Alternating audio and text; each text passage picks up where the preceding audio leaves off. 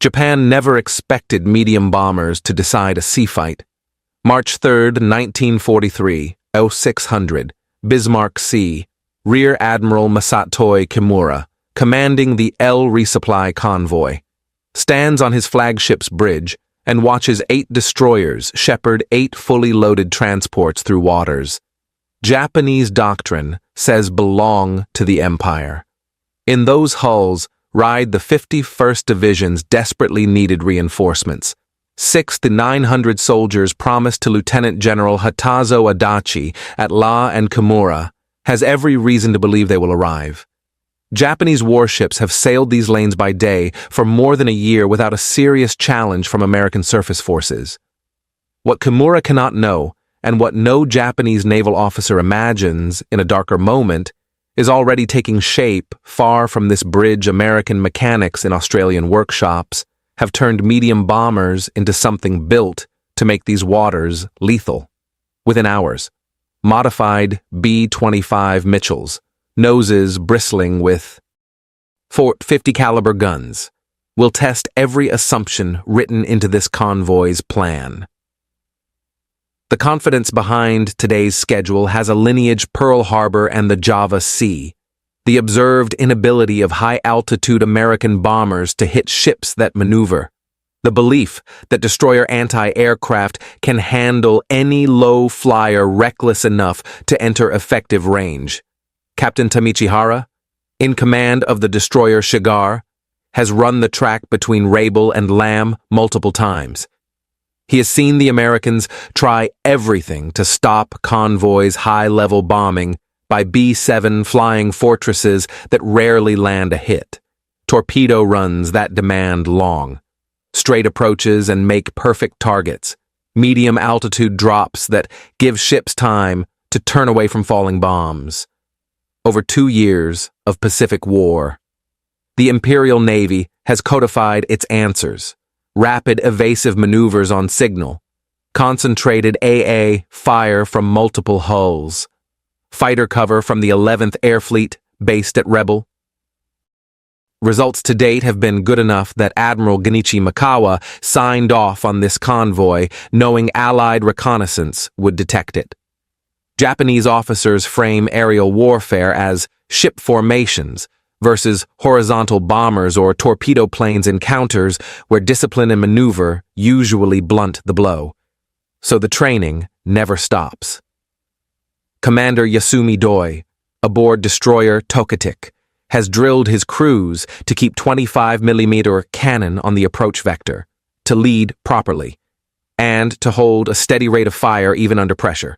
Across the screen in the transports, the convoy's AA net is layered more than 125mm guns, dozens of 13mm machine guns, and the destroyer's 5-inch dual-purpose mounts what doctrine calls an umbrella of steel. It has worked before. It's expected to work again. The transports carry more than soldiers. There are ammunition pallets, medical supplies, food, and field equipment. Law needs to hold New Guinea ground. The largest transport, Kambaru, displaces over 6,000 tons and carries an entire regiment of the 51st men who have waited at Rabaul for a weather window to sail. Each ship is carefully loaded to maximize troop lift while preserving essentials. Troops are briefed. This is a combat zone. American aircraft are active, but Japanese naval superiority should protect the short voyage to LA. Formation is precise. Destroyers screen. Transports keep station. Procedures refined through 2 years of war govern every helm order and every gunnery check. Nothing in the wake hints at an ambush. What makes March 3, 1943 different is not visible at first light. Japanese lookouts log the first American aircraft approaching from the south. Lieutenant Commander Aikata, aboard destroyer Asashia, reports multiple contacts at medium altitude, the standard picture B-7s and B-25s at about 7,000 feet. Exactly the attack profile the convoy has rehearsed. Guns swing up. Directors compute. Deflection is called. and the screen prepares to throw the curtain of AA fire that has protected so many runs. They do not yet see what rides the troughs. At wave-top height, B-25s approach modified in ways the screen has not trained against. These Mitchells are not here to toss guesses from the stratosphere or to line up torpedoes on a long. Doomed straight away. They are here to strip decks and bridges with forward fire so bombs can be placed at mast height, skip-bombed into the waterline while ships still react to the distraction above, on the bridges and gun decks. The doctrine of looking up feels natural. It may also be a seam. In minutes, that seam will be tested along the length of the convoy destroyers, transports, and every assumption that brought them to sea at 0600. Japan did not expect medium bombers to decide a sea fight. The Bismarck Sea is about to decide otherwise. Japanese never expected the ship killer to be a medium bomber. The idea took shape far from any factory floor. In Australian workshops where maintainers and pilots turned frustration into hardware, conventional bombing from altitude rarely hit a maneuvering ship. Torpedoes demanded training and gear the Southwest Pacific Air Forces did not yet have at scale. So Paul Pappy Gunn, a former Navy pilot turned Army Air Forces innovator, worked with North American Aviation's field man Jack Fox at Eagle Farm, near Brisbane. They stripped the glazed nose from a B-25 Mitchell, braced the structure, shifted weight forward, and bolted in forward-firing 50 caliber Brownings, first 4 guns, then 6, often 8 in the nose. With additional package guns on the fuselage cheeks, balance, recoil, feed reliability, and heat became engineering problems solved with field ingenuity and long nights. The ammunition mattered as much as the mounts. Crews favored M8 armor-piercing incendiary, a 619-grain bullet around 2009-10 FTS. It could punch thin deck plating and start fires. A single AN-M2 Browning could fire roughly 750 to 850 rounds per minute. 8 forward guns meant a theoretical 6,000 hours to 6,800 RPM focused along the ship's sightline. The point was not spectacle. It was suppression shred light anti-aircraft positions, blind fire control crews, and clear a path for the bomb. The bomb itself was delivered by a tactic that felt wrong until it proved right skip bombing. Credit in the theater commonly goes to Maj. William G. Benn of the 43rd Bombardment Group, who showed that a bomb dropped low about 200 to 250 ft 60 to 75 meters at high speed would bounce like a stone, strike near the waterline, and detonate with lethal effect. Pilots practiced against the hulk of the SS Pruth off Port Moresby, flying straight and level at mast height, timing release by distance and feel. The hardest part was psychological. Low-level accuracy demanded no jink on the run-in. Even while tracers climbed, stability, not bravado, delivered hits. George C. Kenney, commanding 5th Air Force, grasped the synergy, a Mitchell rearmed as a strafer to silence the decks, immediately followed by a skip bomb at point-blank geometry. He called the concept a commerce destroyer. By early March 1943, units like the 3rd Attack Group had converted in strength, with the 90th Bombardment Squadron refining procedures that turned modification into doctrine. The standard profile became muscle memory, approach from 1,000 to 1,500 FT to avoid early visual pickup, begin a shallow letdown to wave top height at roughly 2 miles, align with the target's course line, not its wake, so lead errors shrink. At approximately 1,500 yards, open the 8-gun nose, keep the stream steady, walk it through gun tubs, directors, and bridge windows. Do not weave. At the chosen release point, drop a pair of general-purpose bombs fitted with short-delay fuses so they penetrate before bursting. Hold level through the skip, then unload and egress low, using smoke, spray and speed as cover for the next element. What changed with this pairing was not courage, it was sequence. High and medium altitude attacks had asked ships to beat one problem at a time track, turn, and survive the fall of bombs. The strafer plus skip package reversed the order of difficulty. First, it took away the defender's hands, then it took away the hull. Crews learned that the geometry favored them if they stayed disciplined. Sailors learned that looking up left a seam at the horizon line. In the Southwest Pacific, that seam became a doorway, and the B-25 strafer was the key that opened it. The first signal that something unprecedented is forming comes when the heavies up near 7,000 feet roll in. Bomb bay doors open, tracks are computed, and the convoy's gunners do exactly what they were trained to do, put 25mm and 5-inch fire into the sky in dents. Disciplined curtains, tracer's arc, blossoms of flak bracket the approach, and neat rows of splashes step astern where bombs miss. From the Japanese bridges, this looks like the familiar contest altitude against maneuver. Probability against discipline, and the picture seems manageable. That is precisely the distraction Allied planners intended. While every eye and most barrels stay glued to the high threat. The low band, the glare line where whitecaps meet horizon, begins to thicken. From the southwest. 13.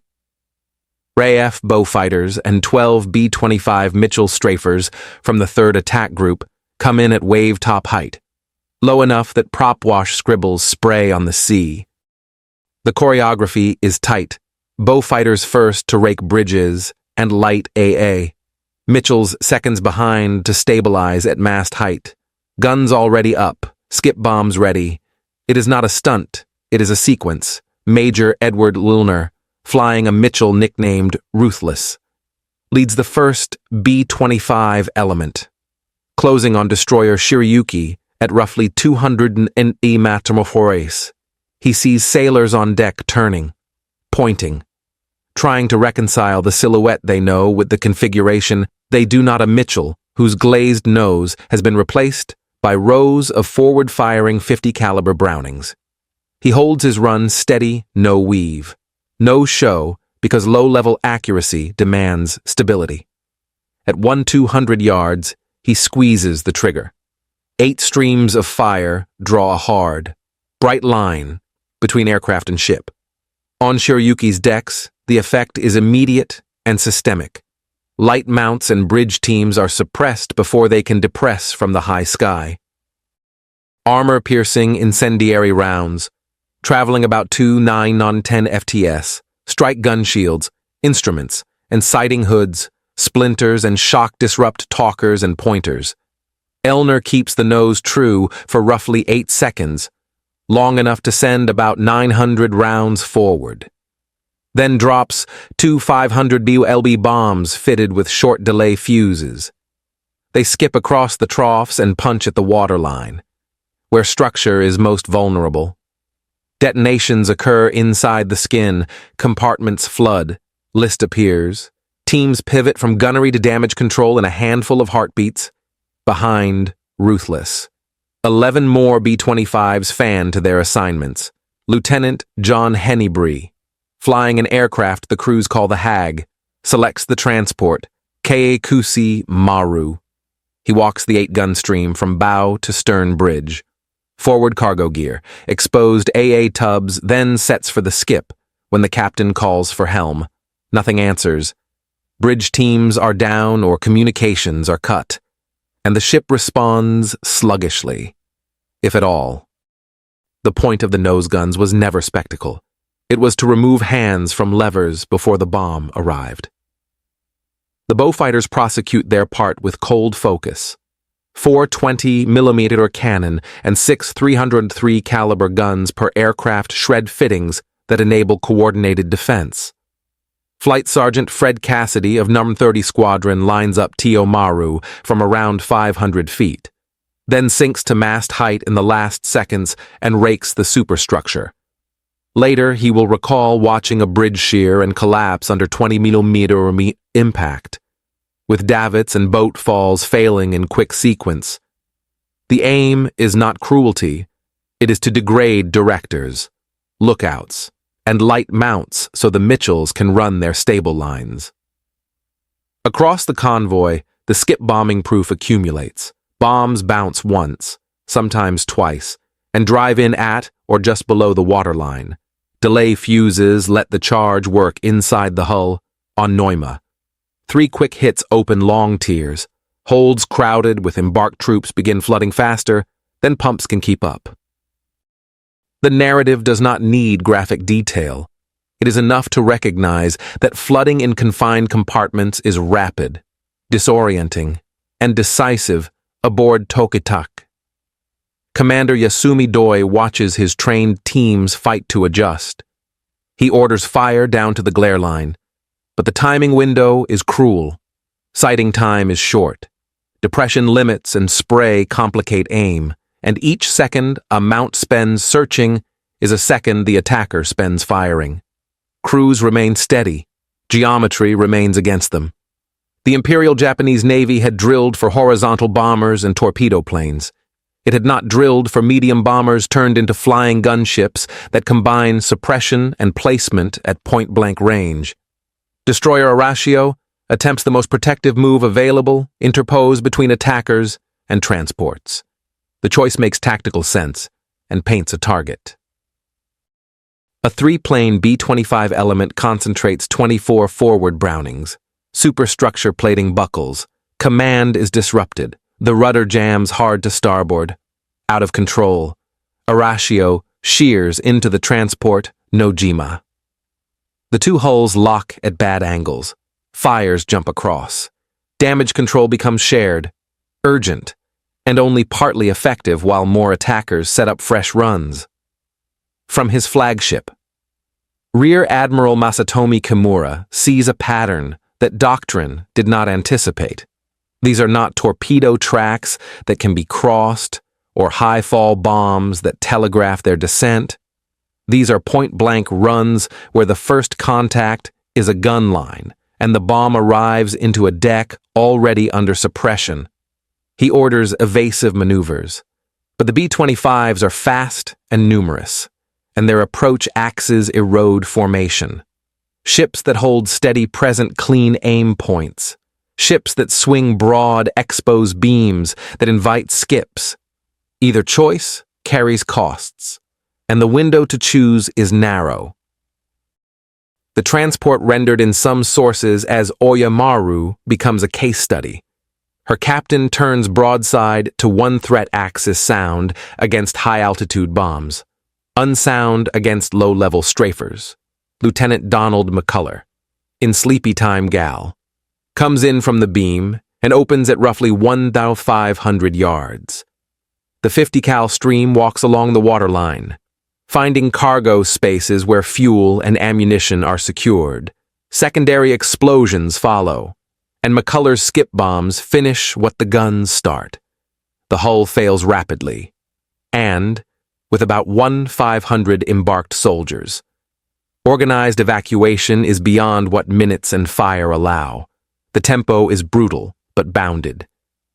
Aircrew later described the strike window as about 15 minutes a span, in which the convoy's neat geometry dissolves into burning, listing shapes and a broad swath of oil. The destroyer, Asagamo, moving to recover men in the water, draws 2 Mitchells that first suppress decks and then place skips under the shell plating. Even the surface, normally a short refuge, is risky, while orders emphasize denying reinforcement to lay. Threaded through the action are small, repeated failures of systems, not of courage. A telemotor line is cut, and a helm goes slack. A director crew loses their sight picture in spray and glare. A gun captain lowers to catch the low attackers and is forced flat by another burst. The cumulative effect is paralysis at the moment when coordination must be fastest. On many ships, Men trained to look up must teach themselves in seconds to look out along the troughs. From the Mitchell cockpits, the logic is as cold as the sea. Pilots memorize the rule do not jink once committed. Stability is accuracy. Gunners, pace. Bursts to avoid feed failures. Bomb release calls are clipped and calm. At the skip, pilots hold level. Feel the shudder as the bombs leave. Then unload and egress low in their own smoke and spray, trusting the next element to occupy the defenders. The bravery is real. The lethality comes from discipline and sequence. When the smoke begins to drift and the last strafers turn south. The convoy has changed character. Transports that carried the mission's purpose are ablaze or settling. Destroyers, some damaged. Some still maneuvering, split between shielding survivors and guarding what remains. Radio circuits carry clipped reports and practical requests. Rescue is organized where it can be, constrained everywhere by fire, flooding, and the continuing threat of renewed attack. What the battle decides, beyond the fate of individual hulls, is a doctrinal assumption. The Imperial Navy had answers for horizontal bombing and torpedo planes. The Allies brought a paired method that began by blinding decks and ended by placing bombs at the waterline. It is not that Japanese crews failed their training. It is that the problem that arrived was new, and the time to adapt was measured in minutes, not months. Over the Bismarck Sea, at wave-top height, the rulebook broke first, and then the convoy did. 10:15 a.m. The last B-25 turns south, and Rear Admiral Masatomi Kimura looks across a sea changed in minutes. The 8 transports of his convoy are sinking or already gone, their positions marked by broad lanes of smoke and flame.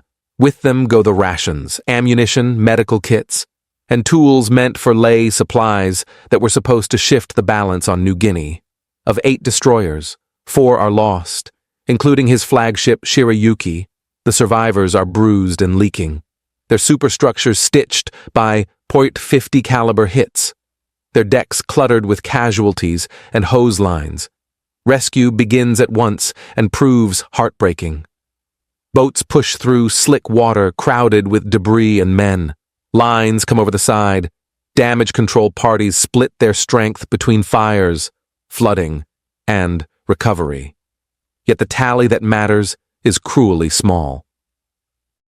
Of the 900 troops who sailed from Rabaul, fewer than 1/200 will ultimately reach Leh.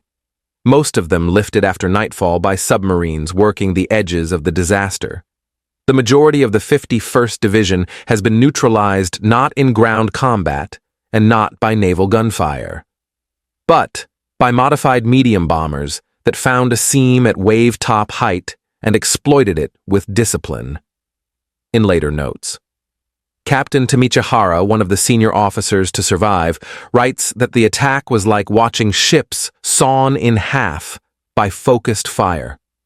His words are measured, not sensational. The shock is less about spectacle than about method. For crews trained to defeat horizontal bombing and torpedo runs, the pairing of strafer suppression and skip bomb placement felt like a new language spoken at unbearable speed. That psychological shock moves faster than the smoke. As word spreads, officers who had dismissed American bombing as clumsy at sea confront a different reality. The forward-firing batteries in a B-25's nose put more automatic weapons on a single attack axis than many destroyers can bring to bear. And, unlike shipboard mounts, those guns arrive on target with the speed and freedom of an aircraft.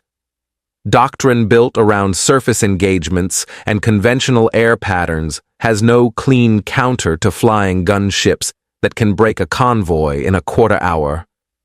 At Combined Fleet Headquarters, Admiral Isoroku Yamamoto receives the report with visible shock. The conclusion is immediate and strategic. Daylight surface movement within Allied air reach now courts destruction, even for heavily escorted convoys. if the Navy cannot protect transports. The reinforcement and resupply of forward garrisons in the Solomons and New Guinea will constrict to a trickle. He orders a rapid review of convoy spacing, AA coordination, and fighter timetables, yet privately concedes there may be no effective counter to the B-25 strafer package short of avoiding its envelope. The technology story is simpler and, to Allied readers, familiar. The B-25, Mitchell did not leave the factory as a ship killer in Australian workshops. Working with limited tools and abundant urgency, Paul Pappy Gunn and his teams replaced glass with metal, braced the nose, solved feed and balance problems, and turned a medium bomber into a purpose-built suppressor for low-level attack.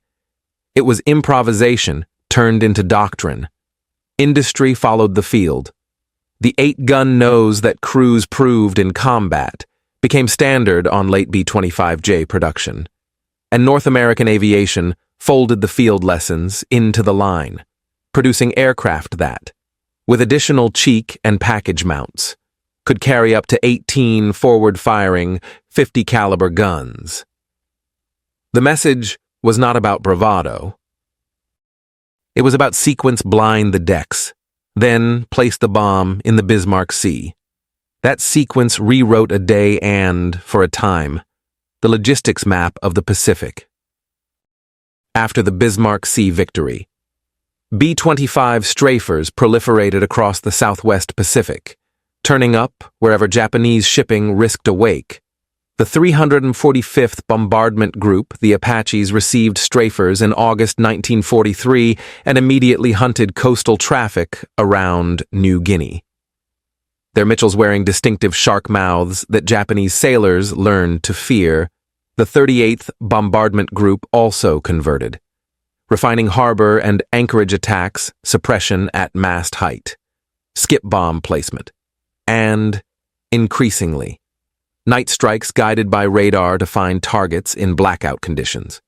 By late 1943, Japanese naval reports warned that daylight movement of anything larger than a fishing boat within B-25 range was close to suicidal. The strafer method had become a roaming system aircraft, training, and intelligence denying sea lanes by repetition and pressure. Strategic shock to Japanese logistics, 1943-1944. The Bismarck Sea outcome tears a hole in Japan's supply math. Slow. Daylight convoys are no longer viable within Allied air reach, so the Navy shifts to submarines and fast destroyers running at night to feed forward garrisons. Capacity plunges. A submarine or Tokyo Express run can haul only a fraction of a transport's cargo, and the effect shows quickly. Units across the Southwest Pacific report shortages of food, ammunition, and medical stores.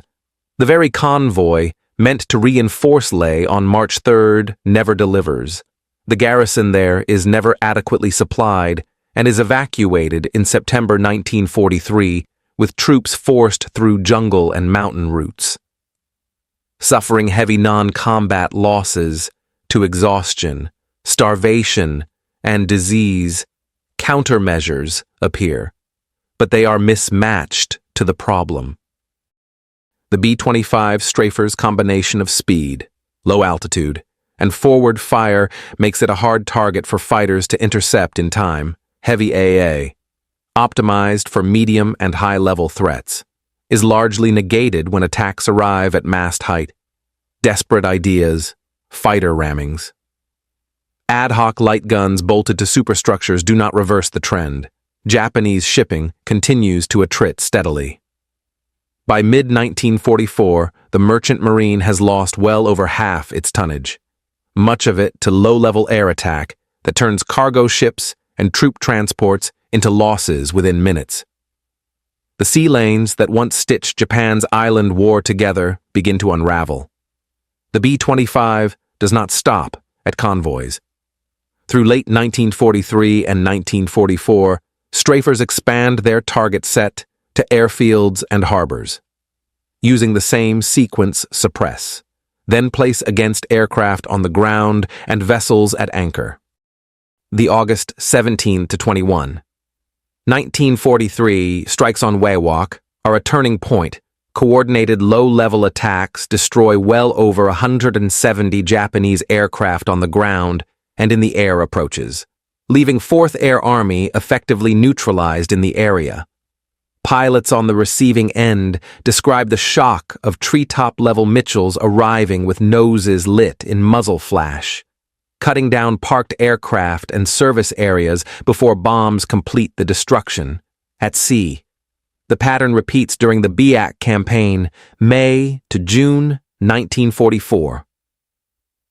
When Japanese forces attempt reinforcement by destroyer, B-25 strafers are among the first responders. On June 8, 1944, a Mitchell formation rakes a destroyer with armor-piercing incendiary fire and then Skip bombs it, sending the ship under and breaking the run. The reinforcement effort is abandoned, leaving BIAC's defenders without the support they were promised. That outcome denial of movement, rather than a single dramatic kill, captures the larger truth by mid-war. The strafer method functions as a logistics weapon, closing corridors, starving garrisons, and forcing Japan's strategy to contract. They flew like a tight-knit shop of mechanics and gamblers, and they advertised it in paint. Dirty Dora, Pluto, Hell's Angel, names scrawled beneath teeth, eyes, and lightning bolts turned the B-25's nose into a calling card. Crews traded patches, good luck charms, and stories of runs flown at wave-top height. They knew they were working with a hybrid rarely seen in war, the range and payload of a medium bomber, married to forward firepower that outgunned many single-engine fighters along the approach axis. Culture followed mission. Ground men and air crews spoke the same language of field fixes, feed chutes polished, solenoids rewired, gun harmonization checked by flashlight before dawn. Pilots briefed in short sentences: stabilize, suppress, place, and exit low. Gunners learned to pace bursts so belts wouldn't jam when the nose needed to stay lit. Pride was practical, not theatrical. Each ship sunk meant fewer rations, rounds, and reinforcements reaching enemy garrisons downrange. On the receiving end, survival left a mark. Accounts in the record describe Japanese soldiers and sailors who endured low-level attacks and then struggled with the sound of aircraft afterward. Lit Hiroshi Yamamoto, pulled from a transport later rendered as Kaikusi Maru, is said to have wrestled with recurring dreams of 8 eyes flaring on the horizon. Commander Toshio Abe, who watched the Bismarck Sea action from a rescue destroyer, reported crews freezing at engine noise, fearing the sudden appearance of strafers at mast height. These are human reactions, not judgments. They mattered because fear slowed decisions during the next alarm. Effectiveness at low level forced a strategic rethink. Movements that seemed routine in 1942 turned risky by late 1943. Japanese planners increasingly assumed that daylight movement within Allied air range would be detected and attacked. One adaptation was the destroyer shuttle popularly remembered as the Tokyo Express, running at night to outrun attention and reduce exposure. Even so, loss reports accumulated as radar-guided Allied strafers began to probe dark approaches and anchorages. Using the same sequence decks, blinded. Bombs placed under minimal moon, within staffs, the language changed from possibility to probability. By early 1944, internal memoranda described the B-25 strafer as a weapon to be avoided if possible, more flexible than torpedo planes, more accurate than high-level bombers, and, when massed, more damaging to logistics than submarines in certain waters. Vice Admiral Shigeru Fukudome, serving as Combined Fleet Chief of Staff in period sources, is cited in a restricted report that essentially counseled keeping surface ships well away from Allied air envelopes, whether specific distance figures were exact or not. The implication was clear: large swaths of ocean were seeded in daylight. Allied partners shaped the method. The Royal Australian Air Force flew shoulder to shoulder with U.S. units from the start of the low-level campaign. No. 18 Squadron RAAF operated B-25 strafers from 1944, their Mitchells wearing RAF-style roundels, but the same 8-gun noses. Australian pilots and navigators knew the Netherlands' East Indies coasts and shoals, could read local weather, and often found targets that maps didn't show. Their runs looked the same on gun camera: a steady lineup, a hard flicker of 50s, a skip that bit at the waterline. Meanwhile, the airframes evolved, field mods gave way to production features: rocket rails for standoff shots, improved sights for low-level delivery, experiments with 75mm guns on some variants for special targets. By the time the B-25J-22 arrived, crews could draw on a package that, in typical strafer fit, mounted 8 nose guns, cheek packages, a top turret, waist positions, and a tail mount. And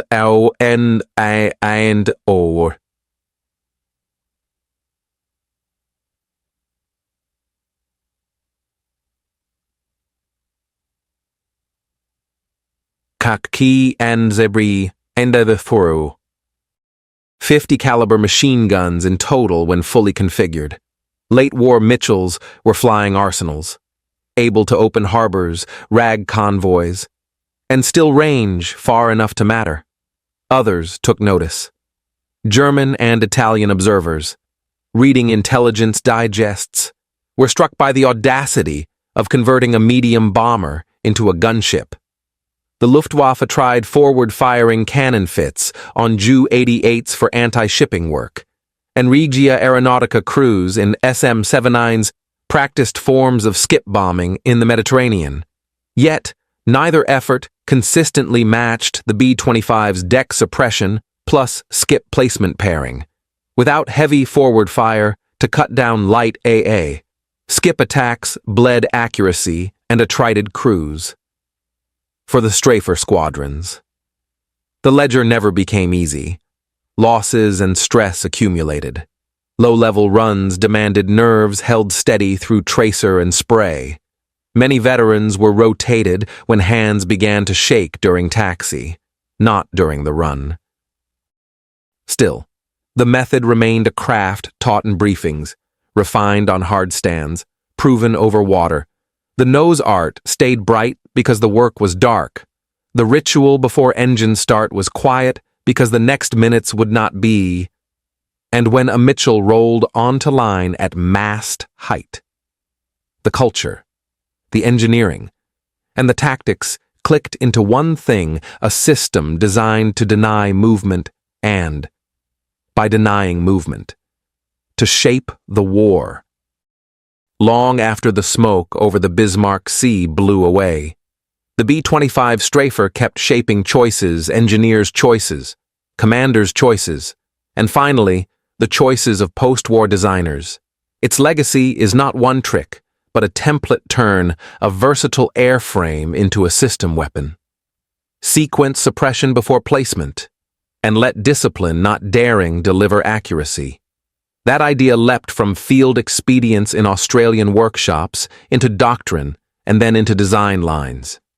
It is the straight line, from nose full of 50s to gunship as a category. From patched Mitchells to the AC-47 Spooky and AC-130 Spectre, when planners later asked how to park heavy, precise fire on a target for minutes at a time. They reached back to a medium bomber that had taught them how. Post-war Japanese military historians did not mince words, in syntheses and service schools alike. Many placed the strafer concept beside radar and code breaking as a war-changing innovation. The point was not that a single airplane won a theater, but that the combination of forward fire and low-level placement destroyed a category of movement daylight troop and cargo convoys inside Allied air reach. Professor Masanori at the National Defense Academy, argued that the strafer bomber shattered more than ships. It shattered assumptions, forcing the Navy to abandon offensive timetables earlier than planned and to disperse scarce lift across submarines and night destroyer runs. Because those methods carried so little tonnage. The inability to protect shipping from low-altitude attack accelerated defeat by starving garrisons, scattering reserves, and preventing the concentration needed for counterblows within the units that flew them. Particular strikes became lore. Crews passed the stories to replacements as cautionary. Technical tales. The Simpson Harbor Raid on Rabaul, 2nd November 1943, sits near the top of that list. Squadrons of B-25 strafers swept the anchorage at mast height while heavies and fighters worked above. Gun cameras show bridges and light mounts slashed open, and skip bombs walking into anchored hulls. Japanese witnesses later described the inner harbor as a cauldron of burning oil and sympathetic detonations within minutes. Rescue parties were pinned by renewed strafing along the wharves. The lesson was not that audacity alone carried the day. It was that sequencing did suppression first, placement second, egress planned. The raid became a teaching case in briefing's approach angle, adjusted a few degrees off beam to complicate tracking, release at measured height, and then trust the next element to arrive on time, behind the headlines. The craft matured quickly. By late 1943, field modification centers could convert a standard Mitchell into a strafer in less than a week, nose glazing removed. Frames braced, fixed mounts aligned, ammunition boxes installed, and cheek packages fitted. Feed paths were polished and rerouted to resist jams during violent pullouts. Gun harmonization was standardized so that streams converged at a practical ship-killing range. Trigger wiring gave pilots the option to fire pairs, quads, or all 8 at once. The bombing half of the method evolved in parallel. Crews learned that a slight approach angle, rather than a perfect beam run, made tracking harder for defenders without spoiling release geometry. In many squadrons, a rule of thumb emerged at roughly 60 f/t 18 mm at release, with the bomb coming off about 340 yards, 310 miners from the target to produce 1, sometimes 2. Firm skips into the waterline. Delay fuses were tuned to target around 4 seconds for thin-skinned transports to ensure internal detonation without over-penetration, and 6 seconds for more strongly framed warships. None of this was mystical. It was iterative engineering under combat pressure, captured on chalkboards and refined on hard stands. Japanese adaptation efforts were energetic but late. Captains bolted extra-light AA wherever deck space allowed. Some experimented with radical rudder orders, dead stop, sudden reversals to break the attacker's sight pictures. A few hulls received radar-assisted directors, which helped at medium altitude, but did little against a fighter-speed attacker that appeared out of glare and spray at mast height. Heavy guns elevated beautifully. The problem lay at depression and reaction time. Trained crews accustomed to looking up could shift down, but every second of transition gave the B-25s more time in the groove.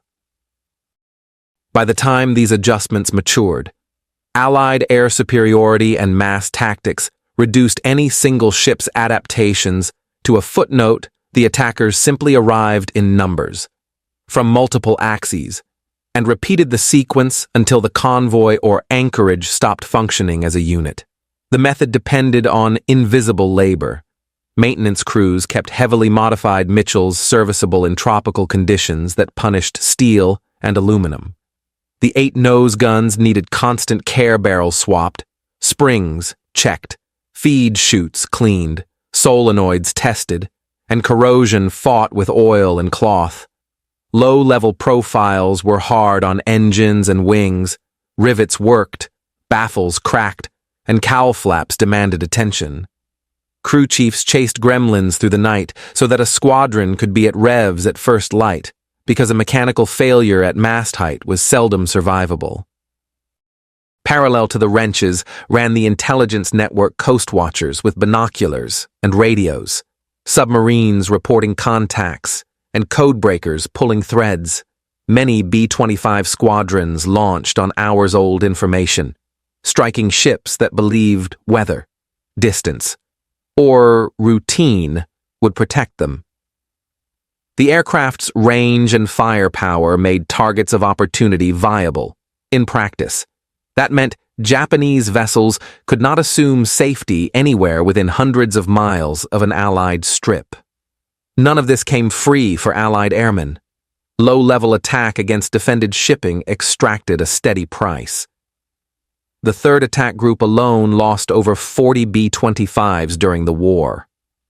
Many in the seconds after weapon release when aircraft were still straight and in the cone of return fire. Survivors talk about the peculiar mental strain of flying toward gun lines and holding the yoke still of counting through the urge to jink, waiting for the skip, then hauling away only when the math said it was time. For some, the pressure accumulated as tremor, sleeplessness, or a narrowing field of attention. Squadrons rotated veterans when the signs appeared. The culture never glorified casualties, it emphasized craft. Keep belts cool, call ranges, trust the element lead.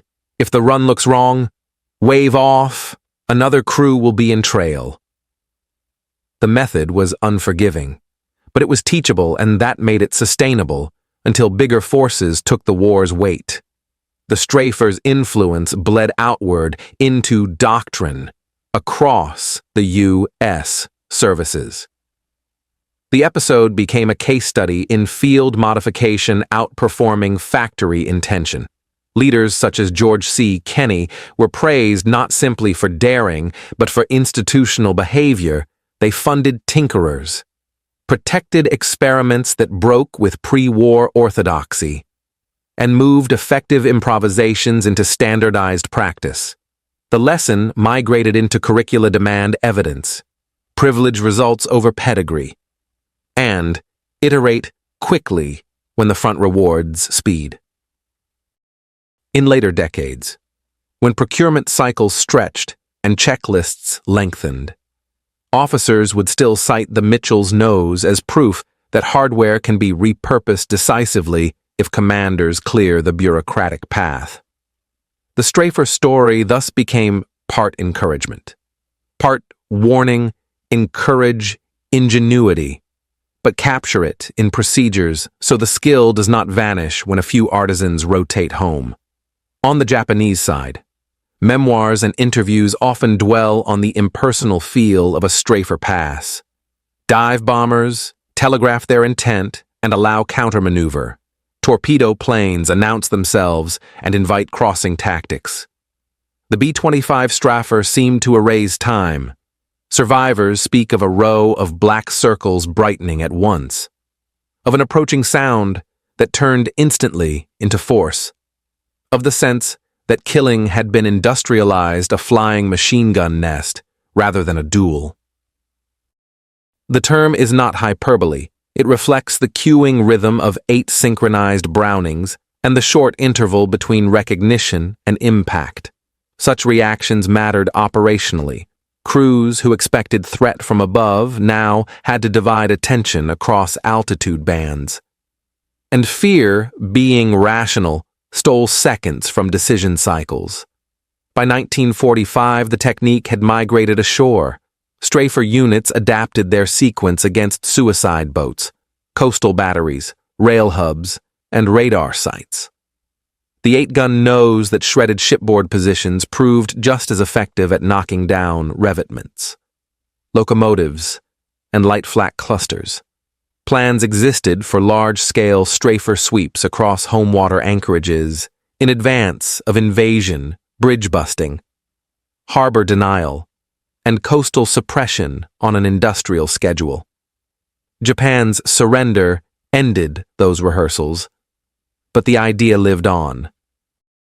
In Southeast Asia 2 decades later, transport airframes became gunships, the AC-47 circling with side-firing guns to pin targets for ground forces, the AC-130 turning massive sensors and cannons into precise, sustained fire. Even the dedicated A-10 Thunderbolt II, built around a 30mm cannon, represents the same instinct, accept weight, and drag to gain reliable. Concentrated fire at the point of decision. Designers could draw a dotted line from a Mitchell's rebuilt nose to the notion that sometimes the shortest path to effect is a lot of aimed bullets delivered from the right geometry for as long as the fight requires. Enthusiasts still recite the numbers because they explain the feel.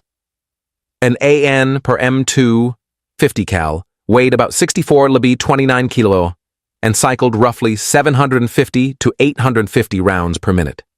8 in a nose added over 500 lb before ammunition, and crews typically loaded about 400 rounds per gun, a 3,200 round forward battery.